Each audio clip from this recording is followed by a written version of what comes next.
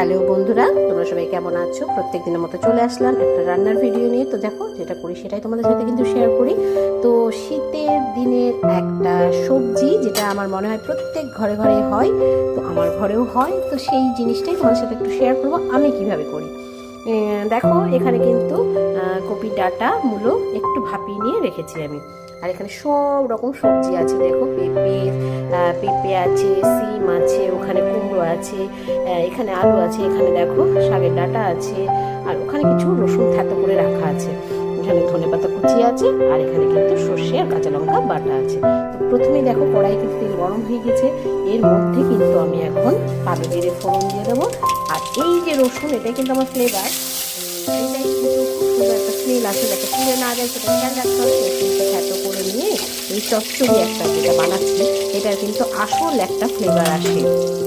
তো একটু নাড়াচাড়া করেই কিন্তু আমি এর মধ্যে, যাতে একদম না পড়ে যায় খেয়াল রাখতে হবে, সবজিগুলো সব দিয়ে দেবো। জাস্ট এবার সবজিগুলোকে কিন্তু আমি সুন্দর মতো ভেজে নেবো বন্ধুরা।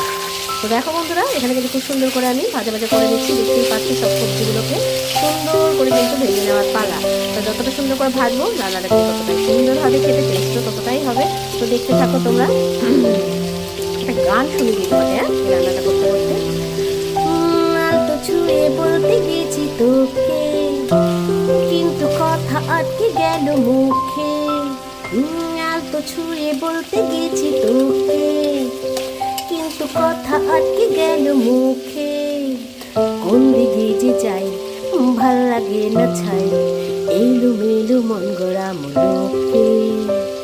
লা লা লা লা লা লা লা লা লা লা লা লা লা লা লা লা লা লা লা।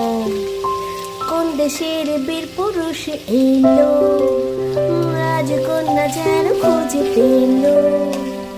কোন দেশের বীর পুরুষ এলো, রাজকন্যা যেন খুঁজে পেল। থমকে গেল মুখ, দূর দূর বুক, চললো সে তো মন গড়া মলোকে।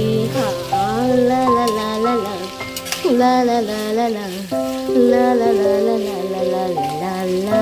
তো দেখো বন্ধুরা, এখানে কিন্তু খুব সুন্দর করে আরো ভাজা ভাজা করে নিতে হবে। তো তোমাদেরকে একটা ছোট্ট করে গান শুনিয়ে দিলাম, কেমন লাগলো অবশ্যই কিন্তু বলবে তোমরা। একটু ভাজা ভাজা করে নিই, তারপর কিন্তু তোমাদের সাথে দেখাচ্ছি। গলাটা কিন্তু বন্ধুরা এখনো আমার ঠিক হয়নি, তার মধ্যে তোমাদেরকে আনন্দ সহকারে আমি গান শোনাচ্ছি। তো যাই হোক, ভালো লাগলো অবশ্যই কিন্তু লাইক কমেন্ট শেয়ার দিয়ে জানাবে তোমরা। তো দেখো বন্ধুরা, এখানে কিন্তু অনেকটাই ভাজা ভাজা হয়ে গেছে। এই অবস্থায় কিন্তু আমি এখানে লবণ দিয়ে দেবো, একদমই নিজের স্বাদ মতো, যতটুকু দরকার ততটুকুই বুঝে শুনে দিতে হবে বন্ধুরা, কারণ এটা কিন্তু একটা ড্রাই জিনিস হবে, খুব বেশি ঝোল জিনিস নয়। তো এখানে কিন্তু আমি দিয়ে দেবো হলুদ গুঁড়ো। তো এইবার কিন্তু আবারও নাড়াচাড়া করে নেবো 2-5 মিনিটের জন্য। তারপরে কিন্তু আমি মশলাটা দেবো, সেটাও তোমাদের সাথে শেয়ার করবো। তাহলে এটা কিন্তু মশলাটার সাথে একটু নাড়াচাড়া করে নিই বন্ধুরা। তো দেখো বন্ধুরা, এখানে কিন্তু ভাজা ভাজা আমার সুন্দর করে হয়ে গেছে হলুদ লবণ দিয়ে। তো এখানে কিন্তু ভাপিয়ে রাখা আমি মূলো আর হচ্ছে কপি ডাঁটা আমি একটু ভাপিয়ে নিয়েছিলাম। তো এবার কিন্তু এটার সাথে একটু নাড়াচাড়া করে নেওয়ার পালা। যেহেতু একটু মশলাটার সাথে ভাজা ভাজা, এখনও মশলা আমি দিইনি, হলুদ লবণের সাথে একটু ভাজা ভাজা করছি, সব কিছুর সাথে যদি সমান মতো করে মিশে যায়, সেই জন্য আমি একটু মিশিয়ে দেবো বন্ধুরা, তারপর আমাদেরকে দেখাচ্ছি। তো দেখো বন্ধুরা, খুব সুন্দর করে কিন্তু আমার ভাজা ভাজা হয়ে গেছে, দেখতেই পাচ্ছ একদম খুব সুন্দর করে। দেখো, সবুজ সবজি একটা খুব সুন্দর, মানে খেতে টেস্ট আমার ভীষণ প্রিয়, আমাদের বাড়ির সবাই এই সবজিটা ভীষণ ভালোবাসে।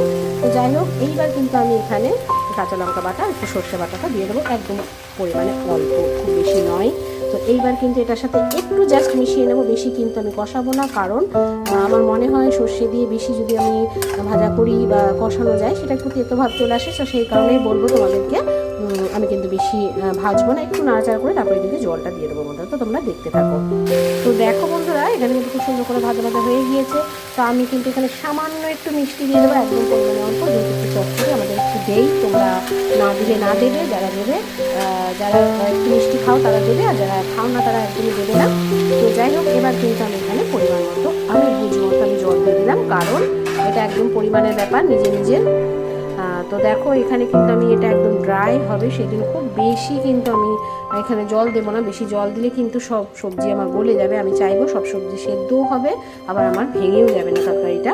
তো সেই রকমভাবেই কিন্তু আমি জল দিচ্ছি। দেখো এটা যখন ঢেকে দেবো জলটা একটু বাড়বে, একটু ফুটবে, তাতে কিন্তু অ্যাডজাস্ট হয়ে যাবে। তো বন্ধুরা 5 মিনিটের জন্য আমি কিন্তু এখন মিডিয়াম ফ্লেমে এটাকে ঢেকে দেবো।